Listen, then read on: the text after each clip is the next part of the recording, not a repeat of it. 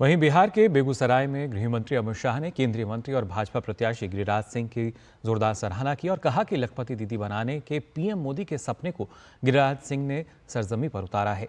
इस मुद्दे पर गिरिराज सिंह से डीडी न्यूज ने विशेष बातचीत की। गृह मंत्री अमित शाह बेगूसराय में फायर ब्रांड लीडर और केंद्रीय मंत्री गिरिराज सिंह के चुनाव प्रचार के लिए पहुंचे और उन्होंने ग्रामीण विकास मंत्रालय में एक मंत्री के तौर पर इनके द्वारा किए गए कार्य की जोरदार सराहना की और कहा कि लखपति दीदी बनाने का जो पीएम मोदी का सपना था, उस सपने को गिरिराज बाबू ने सफल बनाया है। हमारे साथ गिरिराज बाबू स्वयं मौजूद हैं बातचीत के लिए। कैसा लगा? गृह मंत्री ने जोरदार तारीफ की आपकी लखपति दीदी और पीएम मोदी के सपने को साकार करने को लेकर। देखिए, इसमें मेरा कोई योगदान नहीं है। नरेंद्र मोदी जी जो देश के प्रधानमंत्री हैं, वो बराबर दिशा निर्देशन में जो गरीबों के उत्थान के लिए, हमारे विभाग में गरीबों के उत्थान के लिए ही ये नरेंद्र मोदी के थीम के अनुसार एक ऊंचाई पर जा रहा है।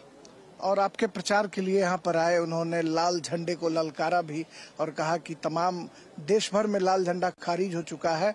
बेगूसराय में गिरिराज बाबू चुनौती के साथ उसे हराएंगे और जीत का मार्जिन आगे बढ़ेगा। कितना आश्वस्त हैं आप? देखिए, बेगूसराय की जनता अब लाल झंडे को दफन कर रही है और उम्मीद है कि इस बार दफन होगा तो फिर उठने का नाम नहीं लेगा। ग्राउंड जीरो का रिपोर्ट है, उसमें तो ये लग रहा है कि मामला एक तरफा है। गिरिराज बाबू कैसे इसको लेते हैं? किसी भी चुनाव को, किसी भी लड़ाई को हल्के ढंग से नहीं लेता, गंभीरता से देखता हूँ। चुनाव होता है। जनता के पास नरेंद्र मोदी का प्रणाम पहुंचा रहा हूँ और जनता नरेंद्र मोदी के साथ खड़ी दिख रही है, यही सबसे बड़ी बात है। पिछली बार कन्हैया सीपीआई के उम्मीदवार थे तो बेगूसराय देश भर में सुर्खियां बटोर रहा था, पूरे देश भर की मीडिया बेगूसराय कैंप कर रही थी। इस बार कन्हैया चुनाव मैदान में नहीं है, लेकिन सीपीआई है।